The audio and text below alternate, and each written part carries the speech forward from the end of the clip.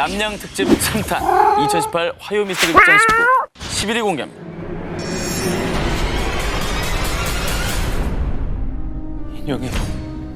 인형이 움직였어. 다 이 인형 때문이야. 당장 치워줘.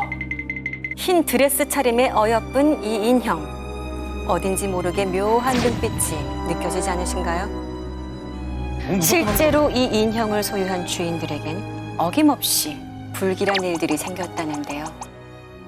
2017년 8월 영국 노폭주에 위치한 킹슬린 지역. 50세 여성 데비 메릭은 중고 시장에서 우연히 이 인형을 발견했는데요. 묘한 끌림에 느껴 5파운드의 인형을 구매합니다. 그런데 이 인형을 사온 뒤부터 데비와 그녀의 가족에게 이상한 일이 벌어지기 시작했는데요. 아스트라리아. 아니, 다리에 왜 이런 상처가 나 있는 거지? 한밤중 남편 카메론에게 생긴 의문의 상처. 마치 무언가에 긁힌 듯한 상처가 선명했는데요. 그런데 그가 주변을 둘러보던 바로 그 순간 그는 기겁하고 맙니다. 왜?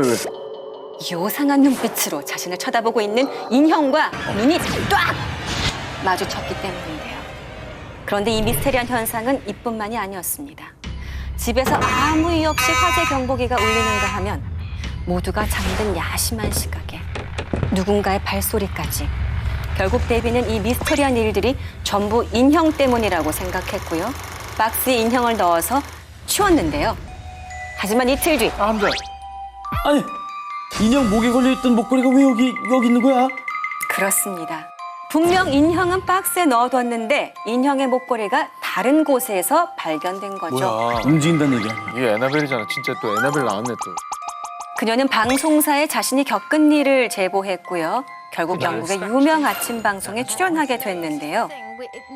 자, 의자 위에 있던 인형이 오이! 방송 도중에 에이! 의자와 함께 움직이기 시작한 겁니다. 에이! 결국 데비는 네. 인형을 이 경매 사이트에 내놨고요. 영국의 심령 연구가 리 스티어가 낙찰받았는데요.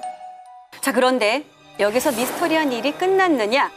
심령 연구가 리 스티어가 인형을 집에 들인 뒤 그와 함께 살던 아버지의 팔에도 알 수 없는 흉터가 생겼고요. 이 데비의 가족들처럼 불길한 일들이 벌어지자 또다시 인형을 넘겼다고 합니다. 인형을 소유한 주인들에게 생긴 의문의 상처와 불길한 현상들. 정말 이 인형에 악령이 깃들어 있는 걸까요? 저는 저런 일이 있을 수 있다고 생각해요. 뭔들 안 뭐는 믿겠어. 없을 수 있다. 뭔들 안 뭐는 있을 믿겠어. 수 없다고 생각하세요? 아니, 어렸을 적에 검은 폭포의 진실, 노란 바위의 그림 이런 거 못 들어보셨어요? 노란 바위의 그림은 뭐예요? 예. 검은 폭포의 진실부터 한번 풀어주시겠어요? 이렇게 사진 그림을 네. 이렇게 그런 그 벼룩시장 같은 데서 마음에 들어서 산 거예요. 그거를 산 다음부터 집안에 계속 안 좋은 일들만 생기는데 그 집에 아기가 특히 방에서 나오지도 않고 애가 정말 더 실족해지면서 막 다크가 내려오고 잠도 못 자고 영혼이 나간 눈빛을 하는 거예요. 그래서 엄마가 왜 그럴까? 밤에 그 아이가 자는 데서 같이 봤더니 검은 폭포가 있었는데 낮에는 밤이 되니까 머리를 풀어헤친 오 여자가 마이 갓! 고개를 싹 드는 거죠, 이렇게. 2018 화요 미스터리 극장 19 이번엔 12위를 공개합니다. 1700년 주민 목숨 앗아간 지옥의 호수. 지푸른 열대우림과 수많은 동물들의 보금자리로 위대한 자연의 보고라고 불리는 서아프리카 카메룬. 그런데 이곳 카메룬에서도 아름답고 평화로운 경치로 유명한 니오스 호수에서요. 어느 날 갑자기 끔찍한 악몽이 일어났습니다. 1986년 8월 21일 조지프 니과는 저녁 시간대가 돼 잠자리에 들 준비를 시작했는데요. 그런데 갑작스럽게 숨통을 조여오는 무언가에 힘없이 쓰러지고 맙니다. 그리고 약 3시간 뒤 정신이 든 조지프 니관. 아우 이게 무슨 냄새야? 아우. 집안은 물론 마을 전체를 뒤덮은 심한 악취. 게다가 먼저 잠들었던 딸은 이미 숨을 거둔 상태. 어머. 대체 이게 무슨 일인가 싶어 허겁지겁 현관문을 열어젖힌 조지프는 그만 그 자리에 펄썩 주저앉고 맙니다.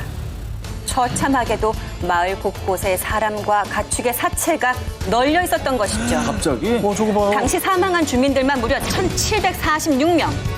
거기에 가축은 무려 3,500마리가 목숨을 잃었다고 하는데요. 어머, 갑자기 왜? 정말 몇 시간 전까지만 해도 평화로웠던 마을이 하룻밤 사이에 죽음의 땅으로 변한 이유. 이 이유를 밝히기 위해 프랑스와 미국을 비롯한 전 세계 과학자들이 카메룬을 찾았는데요. 하지만 희생자들의 유골에서는 출혈뿐 아니라 신체적인 외상도 전혀 없었습니다. 그럴 수가 있네. 그런데 이런 참사가 벌어진 건 니오스 호수에서 나온 이산화탄소 때문입니다. 니오스 마을 주민들이 갑작스러운 의문사로 목숨을 잃은 이유.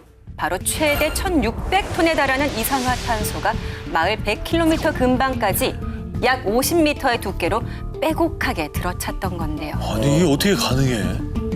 일부 과학자들은요. 화산 활동으로 갑자기 독성 가스가 방출된 것이 아닐까라며 추측했습니다.